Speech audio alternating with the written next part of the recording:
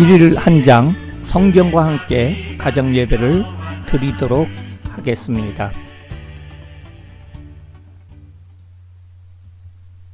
먼저 사도신경으로 신앙 고백하겠습니다.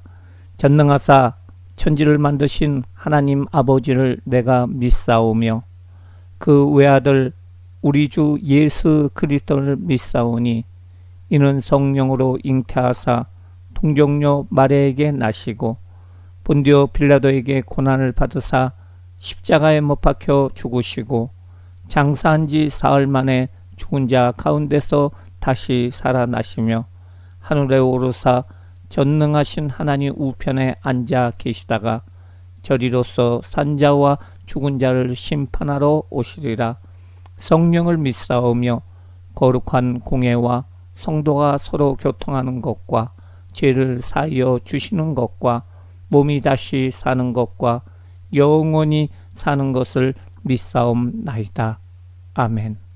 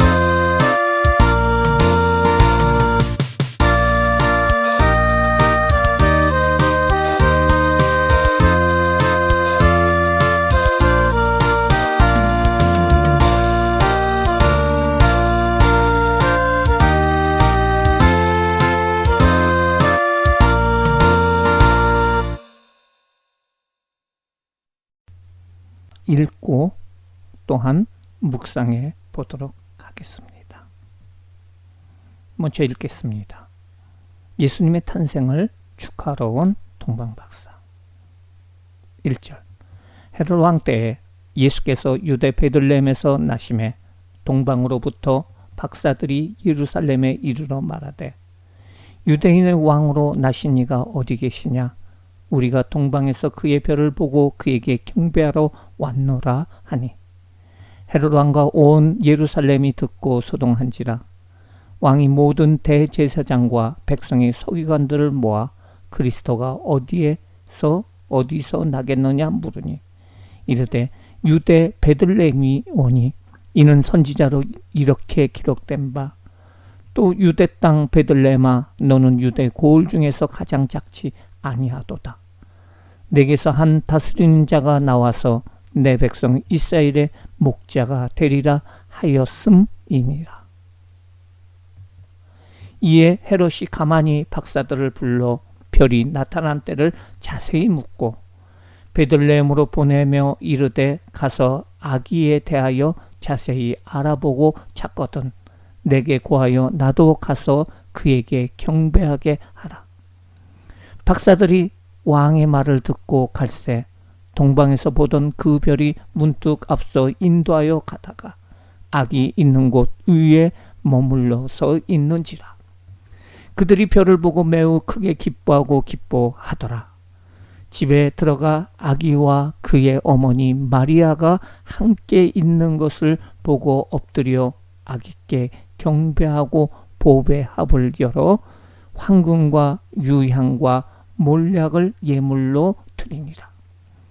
그들은 꿈에 헤로데게로 돌아가지 말라 지시함을 받아 다른 길로 고국에 돌아가니라. 예수님의 탄생을 축하하기 위해서 온 사람들입니다. 예수님의 탄생 장소는 유대 베들레헴입니다. 구약 성경에 예언된 곳이죠. 축하한 사람은 동방 박사입니다. 동방에서 아주 먼 곳 아라비아 쪽에서 온 사람들입니다. 왜 왔을까요? 별을 보고 관측을 하고 그 메시아가 나실 것을, 왕 중에 왕이 나실 것을 그들이 깨닫고 경배하기 위해서 왔습니다. 예수님은 바로 경배의 대상입니다. 동방박사는 오늘 성경에 3명이 아니라 몇 명이라고 언급되지 않는 것을 아는 것을 우리는 자세히 보시기 바랍니다. 사실 성경에는 동방박사의 인원수가 나오지 않습니다. 헤롯 왕과 동방박사가 만납니다. 별을 보고 관측을 하다가 별이 없어진 것 같아요. 예루살렘으로 잘못 온 동방박사들입니다. 그들은 궁에서 왕자를 찾습니다. 왕이 될 아기를 찾습니다. 구약 성경을 잘 아는 서기관들은 베들레헴에서 탄생할 것이라고 이야기를 하죠. 헤롯 왕은 자기도 경배한다고 하면서 동방박사를 속입니다. 그는 위협을 받습니다. 예수님을 경배하는 동방박사, 별의 인도를 다시 받습니다. 아기 예수를 경배합니다. 황금과 유향과 몰약을 선물로 드립니다. 황금은 편치 않는 것을 얘기하고요. 유향은 향기 나는 향수를 얘기하고 있습니다. 그래서 라벤더 향이라고 그런 이야기가 있습니다. 몰약은 썩지 않도록 시체를 방부제 역할을 하는 것이 바로 몰약입니다. 그 당시에 아주 비싼 것들이었습니다. 꿈의 지시어로 다른 곳으로 가게 됩니다. 어린 예수님이 헤롯을 피해 애굽으로 가심을 오늘 13절서부터 나옵니다. 그들이 떠난 후에 주의 사자가 요셉에게 현몽하여 이르되 헤롯이 아기를 찾아 죽이려 하니 일어나 아기와 그의 어머니를 데리고 애굽으로 피하여 내가 내게 이르기까지 거기 있으라 하시니 요셉이 일어나서 밤에 아기와 그의 어머니를 데리고 애굽으로 떠나가 헤롯이 죽기까지 거기 있었으니 이는 주께서 선지자를 통하여 말씀하신 바 애굽으로부터 내 아들을 불렀다 함을 이루려 하십니다. 이에 헤롯이 박사들에게 속은 줄 알고 심히 노하여 사람을 보내어 베들레헴과 그 모든 지경 안에 있는 사내 아이를 박사들에게 자세히 알아본 그때를 기준하여 2살부터 그 아래로 다 죽이니 이에 선지자 에레미야를 통하여 말씀하신 바 라마에서 슬퍼하며 크게 통곡하는 소리가 들리니 라헬이 그 자식을 위하여 애곡하는 것이다. 그가 자식이 없었으므로 의로 받기를 거절하였도다 함이 이루어졌느니라. 헤롯이 죽은 후에 주의 사자가 애굽에서 요셉에게 현몽하여 이르되 일어나 아기와 그의 어머니를 데리고 이스라엘 땅으로 가라. 아기의 목숨을 찾던 자들이 죽었느니라 하시니 요셉이 일어나 아기와 그의 어머니를 데리고 이스라엘 땅으로 들어가니라. 그러나 아켈라오가 그의 아버지 헤롯을 이어 유대의 임금이 됨을 듣고 거기로 가기를 무서워하더니 꿈에 지시하심을 받아 갈릴리 지방으로 떠나가 나사렛이라 하는 동네에 가서 사니 이는 선지자로 하신 말씀에 나사렛 사람이라 칭하리라 하심을 이루려 함이로라. 동방박사가 경배하는 그 과정을 우리가 알아보도록 하겠습니다.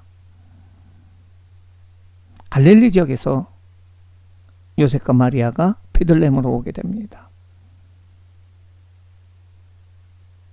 인구조사 때문에, 호적 때문에 오게 되고요.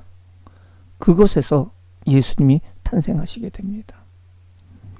그 이전에 동방나라의 동방박사가 별을 보고 오다가 예루살렘을 들립니다.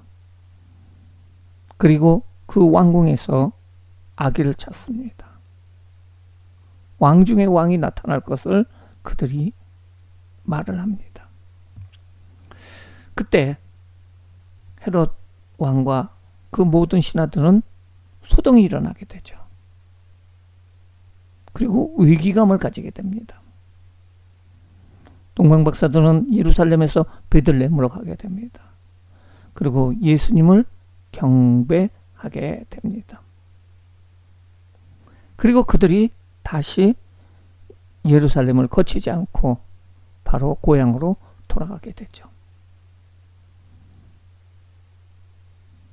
하나님의 사자가 그 요셉과 마리아에게 아기 예수를 데리고 애굽으로 가라고 얘기를 합니다.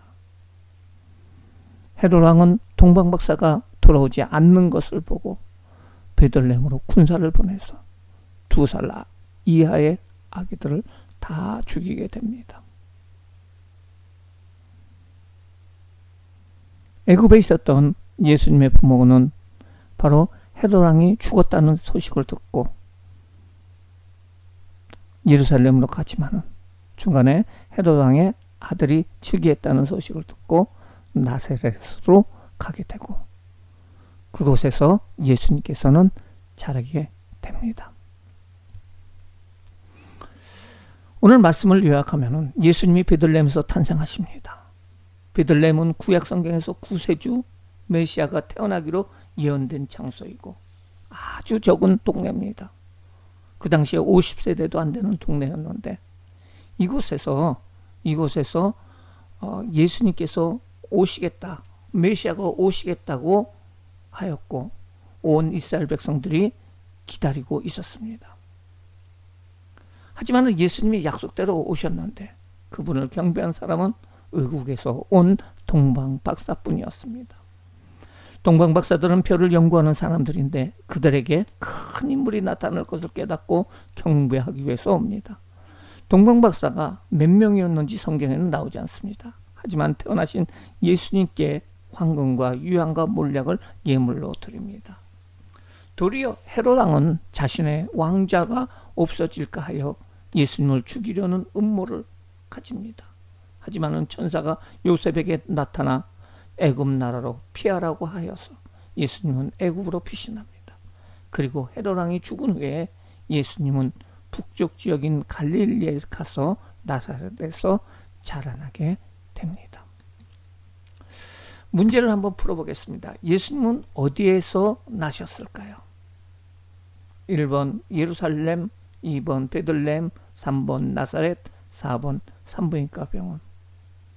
베들레헴입니다. 베들레헴의 뜻은 떡집이라는 얘기입니다. 떡집. 그리스도가 베들레헴에서 나실 것을 말한 사람은 누굴까요? 대제사장, 서기관, 천문학자, 서기관입니다. 동방박사들이 다시 별을 보고 어떤 마음을 가졌을까요? 두려워했다, 기뻐했다, 놀라다, 슬퍼했다. 기뻐하다. 동방박사들이 아기 예수님께 드린 물건이 아닌 것은 무엇일까요? 1번 스마트폰, 2번 황금, 유황, 몰약. 스마트폰입니다. 아닌 거. 예수님은 갈릴리 지방 어느 동네에서 자라게 되었나요? 우한, 가나, 나사렛, 가버나움. 자란 것은 나사렛입니다. 묵상입니다. 왕궁에서 대제사장과 백성의 서기관들이 기다리던 예수님의 탄생, 그 베들레헴 지역을 구약 성경을 통해서 알았음에도 왜 경배하러 가지 않았을까요? 그들은 왕의 눈치를 봤고 그들은 알고 있는 구약 성경 그 성경이 그저 머리로만 알고 있었다는 것을 우리는 알 수가 있습니다. 나의 신앙이 머리로만 알고 있어서는 안 돼요. 습관적이어서는 안 됩니다. 우리의 신앙이 주님 앞에 실천하는 신앙이 돼야 될 줄 믿습니다. 예수님이 태어난 곳이 베들레헴이고 자라는 곳은 갈릴리 나사렛 동네입니다. 나중에 예수님이 나사렛에서 오셨다고 해서 메시아가 그리스도가 아니라고 한 사람들이 있었습니다. 그 나사렛에서 무슨 선한 것이 날 것인가? 그들의 생각은 맞을까요? 맞지 않죠. 오늘날도 하나님이 눈에 안 보인다고 믿지 않는 사람들은 마치 공기가 눈에 보이지 않기에 없다고 하는 사람과 같습니다. 우리가 숨을 쉬고 있지만은 보이지 않지만은 바로 공기는 있습니다. 믿음이란 보이지 않음에도 불구하고 그것을 믿는 것입니다. 우리가 믿음에 대해서 다시 한번 생각해야 됩니다. 다짐하기. 예수님을 경배하는 일이 예배를 잘 드리는 것입니다. 주일 예배 시간에 하나님만 생각하며 경배하는 드릴 것을 다짐합니다. 이를 위해서 내가 할 일이 무엇인가 생각하고 실천하시기 바랍니다. 기도하겠습니다. 사랑의 하나님, 오늘 예수님을 경배하러 온 동방박사에 관한 성경을 읽을 수 있도록 인도하여 주심을 감사합니다.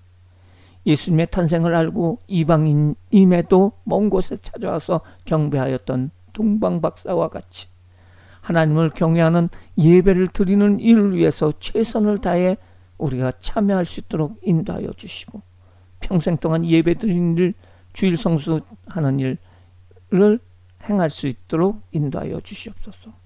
오늘 두 번째로 드리는 일일 한 장, 바로 성경 예배가 매일매일 정해진 시간에 진행되어 하나님과 동행하는 하나님의 자녀로 살아가게 하여 주시옵소서. 예수님의 이름으로 기도합니다. 아멘. 주기도문으로 모든 예배를 마치겠습니다. 하늘에 계신 우리 아버지여, 이름이 거룩히 여김을 받으시오며 나라가 임하옵시오며 뜻이 하늘에서 이루어진 것 같이 땅에서도 이루어지이다. 오늘 우리에게 일용할 양식을 주시옵고 우리가 우리에게 죄 지은 자를 사하여 준 것 같이 우리 죄를 사하여 주시옵고 우리를 시험에 들게 하지 마시옵고 다만 악에서 구하시옵소서. 나라와 권세와 영광이 아버지께 영원히 있사옵나이다. 아멘. 감사해요. 깨닫지 못했었는데 내가 얼마나